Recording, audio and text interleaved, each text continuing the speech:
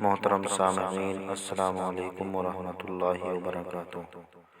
آج کا سوال یہ ہے کہ اگر کسی کے گھر میں کتا داخل ہو جائے تو کیا وہ گھر 40 دن کے لیے ناپاک ہو جاتا ہے؟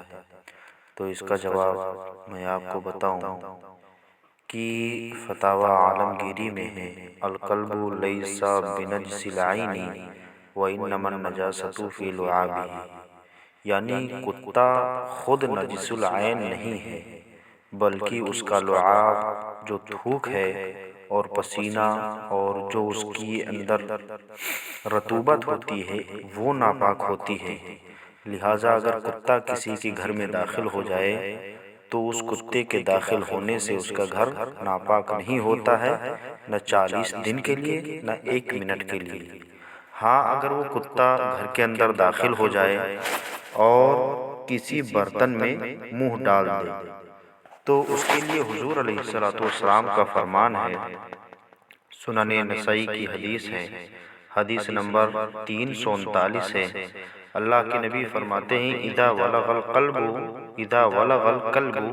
فی اناء احدکم فلیغسلہ 7 مرات اولاہن بالتراب، یعنی جب تم میں سے کسی کے برتن میں کتا اپنا لعاب ڈال دے، اپنا منہ ڈال دے تو اس کو 7 مرتبہ دھلو۔ ان میں سے پہلی مرتبہ جب آپ کو دھلنا ہے تو وہ مٹی شامل کر کے دھونا ہے۔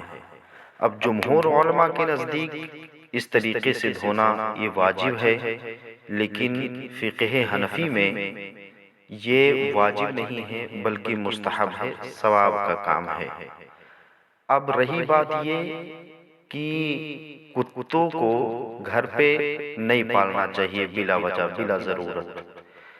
ایک حدیث پاک ہے، اللہ کے نبی صلی اللہ علیہ وسلم ارشاد فرماتے ہیں، لا تدخل الملائکۃ بیتا فیہ کلب او صورۃ، یعنی کہ جن گھروں میں کتا ہوتا ہے یا پھر جاندار کی تصویر ہوتی ہے ان میں اللہ کے نورانی فرشتے، رحمت والے فرشتے نازل نہیں ہوتے ہیں۔ تو ہمیں اور آپ کو چاہیے کہ کتوں سے ہم پرہیزی کریں اور جہاں تک ہو سکے گھر میں داخل ہونے نہ دیں۔ لیکن علماء نے چند کتوں کو گھر میں رکھنے کی اجازت دی ہے، پالنے کی اجازت دی ہے۔ ان میں سے ایک ہے کتا جو شکار کے لیے رکھا گیا ہو، یعنی اس کتے کے ذریعے کوئی انسان شکار کرے، یا گھر کی حفاظت کے لیے اگر کوئی کتا پالنا چاہے تو پال سکتا ہے۔